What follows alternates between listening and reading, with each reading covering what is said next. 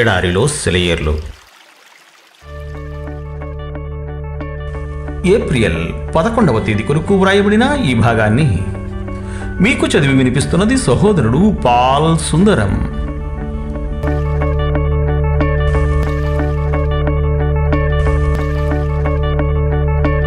మన దేవుడు మనకి కొన్ని విషయాలు చెప్పాలని మాటిమాటికి మనల్ని చీకటిలోకి తీసుకుపోతున్నాడు. నీడలు కమ్మిన ఇంట్లోకి, ఆవేదన పరదాలు కట్టిన గదుల్లోకి, ఒంటరితనం నిండిన దిక్కుమాలిన జీవితంలోకి, ఏదో ఒక వైకల్యం మనల్ని పిండి చేసే దుఃఖపు చీకటి కొట్టిలోకి నడిపిస్తున్నాడు. అక్కడ అత్యాశ్చర్యం, అత్యద్భుతం అయిన తన నిత్య అనంత సత్యాలను చెబుతాడు. మిరిముట్లు ఒలిపే ఈ లోకపు కాంతి వల్ల గుడ్డివైపోయిన మన కళ్ళకు పరలోకపు నక్షత్ర సమూహాలు కనబడేలా చేస్తాడు. బండబారిన మన చెవులకు తన మృదువైన స్వరాన్ని వినిపిస్తాడు.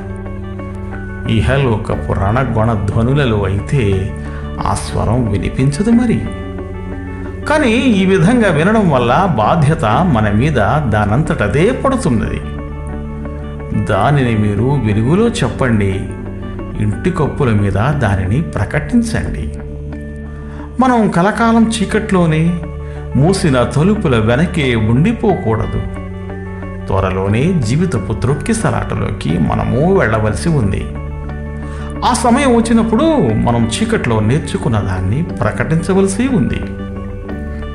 దీని వలన శ్రమలు అనుభవించడంలోనూ, తలాతోక లేనట్టు అనిపించే సంఘటనలలోనూ ఒక క్రొత్త ప్రయోజనము, అర్థము మనకి స్ఫురిస్తాయి. నేనెంత పనికి మాలిన వాణ్ణి, మనుష్యుల ప్రయోజనార్థం నేనేమి చేస్తున్నాను? నా ఆత్మ అనే ఈ ప్రశస్త పరిమళ ద్రవ్యం ఇలా వ్యర్థం కావాల్సిందేనా? శ్రమలను అనుభవించేవారు ఇలా వాపోతూ ఉంటారు.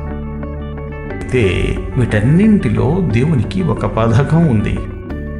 ఆయన వాళ్ళని తనకి సమీపంగా ఎత్తైన కొండల్లోకి పిలిచి ముఖాముఖిగా మాట్లాడుతున్నాడు. వాళ్ళు కొండ దిగి వెళ్ళి ఎదురు చూస్తున్న జనసమూహానికి ఆ సందేశాలను అందించాలి. కొండ మీద మోషే గడిపిన 40 రోజులు, హోరేబులో ఎలియా గడిపిన కాలము, అరేబియాలో పౌలు గడిపిన సంవత్సరాలు వ్యర్థమెలా అవుతాయి? విశ్వాస జీవితంలో దగ్గరదారి అంటూ ఏమీ లేదు. దేవునితో ఒంటరి సంభాషణ, సహవాసం, ధ్యానం ప్రతి ఒక్కరికి తప్పనిసరి.